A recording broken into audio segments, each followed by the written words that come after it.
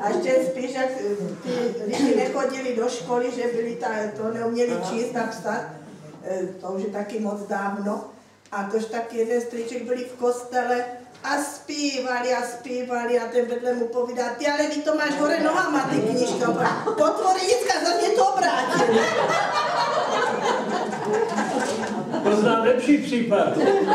Byl jsem, když byla tak v 85. roku ta veliká poď na Velehradě, jak tam byli, bouřili Slováci. Vedle mě stál jeden a ten měl otevřený kancinál a hore nohama. Tak, jak ty říkáš. Já se mnou dívám a povídám, jak to zpíváte? Dnes zpíváte, ale máte to stejně hore nohama. Meč. Esteban. A my děkujeme za pomoštění, za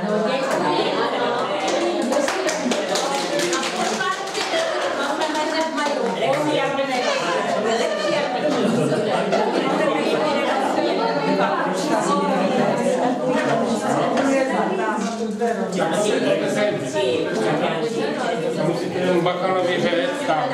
Ano, řekněte mu.